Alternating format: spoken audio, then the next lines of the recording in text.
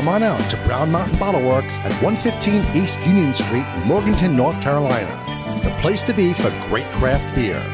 Browse their shelves filled with hundreds of craft beer selections. Relax and enjoy one of their 8 draft taps. Show your love for the store with their logoed t-shirts, hats, and glassware. Want to see what they have in stock 24 hours a day? Check out their website at www.brownmountainbottleworks.com. We'll see you there.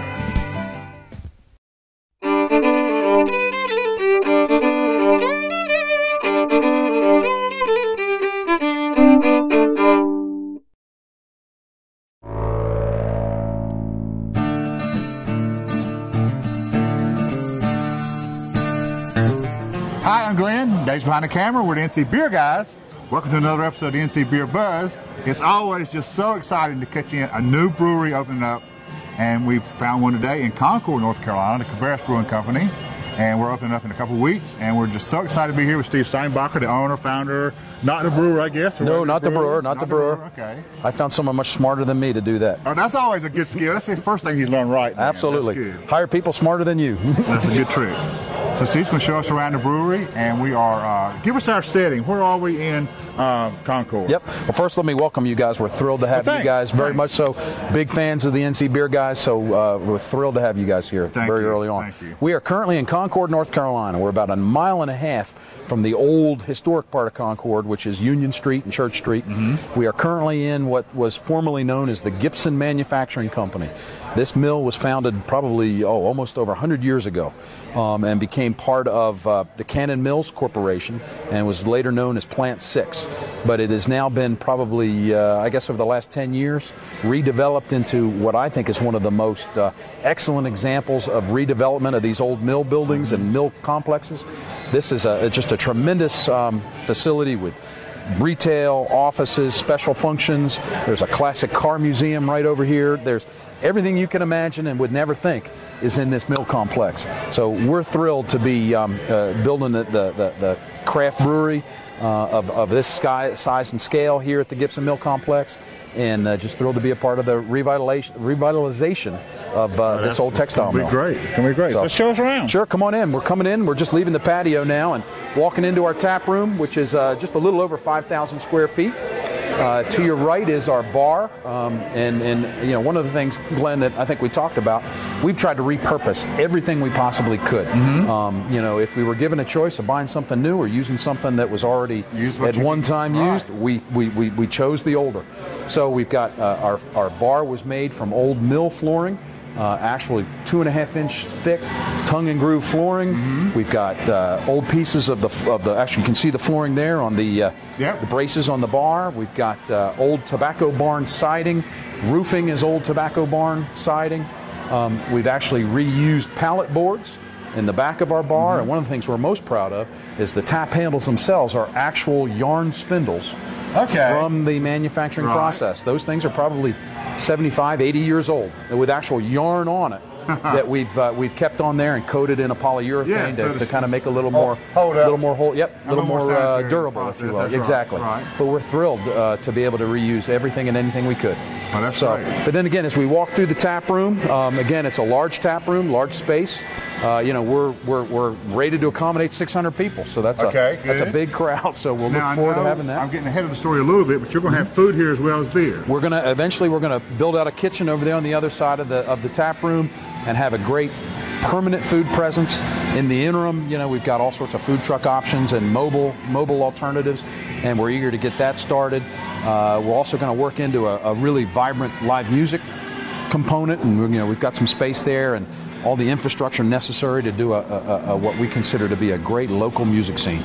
Great. So, good. And as we walk back through here, we'll walk and kind of leave the tap room area, if you will, and head more now into our manufacturing area. This is an old, and you can't see it now, it's up. This is an old coiling manufacturing steel door it's kind of painted and rusty in certain parts. Again, we want to do as little to it as possible. keep it authentic. Work what you can. Exactly. So again, as we walk back here, this is an area that we've reserved for our future packaging line, and we'll prefer to go with cans. Right. You can put a lot more cool stuff on a can, a lot more information, a lot more story about the beer names. More portable, and it holds There's up all in sorts of boxes. positives. So The eventually, days of craft beer not being in cans are gone. Yep, I agree. So this is our warehouse, our cold storage, where we've got ample space to store a lot of cold beer. Grain storage, hop storage, just about everything we can imagine. And I never, for the life of me, thought that 15,000 square feet would be tight. But we haven't even opened yet, and sure enough, we're tight. Use it all. Absolutely. But looking at all this stainless steel, we're not starting small. No.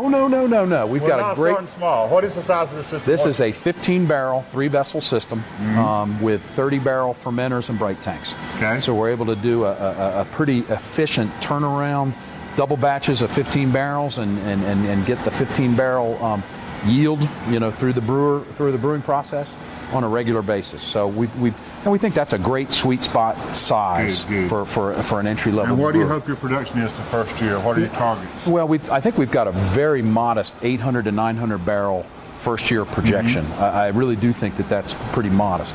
I think we'll do more than that, but I'd rather be surprised than disappointed. And first local accounts only, in addition to having it here in our tap house? Exactly. We're going to take the first couple months and really just zero in and get everything stabilized in terms of both the beers and our tap room And the process. and and exactly. The place and then look to reach out to our local restaurants who are already reaching out to us.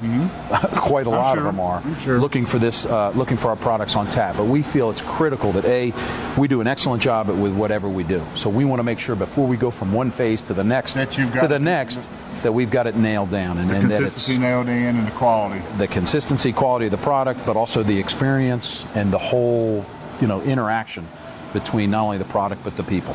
And it's the same thing. The third phase for us is packaging. Of course. So that's kind of where we're going. That won't be long. We're looking forward to it. So here we've got our grist mill and hopper. So this will be, where we're putting all our grains into the process. Right. And then it obviously augers back into our mash tun and starts that whole brewing process. Again, as impressive as the steel is, and we love looking at the tanks, it's people that really make this work, and we are extremely fortunate to have two excellent brewers. We'll talk about them a little bit. Where did you find these guys? Jason McKnight was, and Jack Frazier, who are my two brewers, were big part of the craft beer scene in Charlotte in the, I guess, early 2000s, if you will. Or late 90s. The late 90s, yep. Jason was the head brewer at the Mill, and Jack Frazier was a brewer with Johnson Beer Company. Okay. So both professional brewers. Bringing some cultural history here. Absolutely, bringing it back. And I think in working with them, they've told me very little has changed in the brewing process. Oh, that's right. The technology has gotten a lot different, and the things have evolved along those lines. But I couldn't be more fortunate and more proud to have two guys like that on our brewing team. Oh, that's great. That's great. And that's what makes the difference, really. I've homebrewed, but I'm not a professional brewer, and in order to really hit that quality and that consistency, it really comes down to people. So Jason's working here today, transferring some beer out of our fermenters to the brights. They brewed an exceptional stout yesterday. I just, even drinking hot wort out of the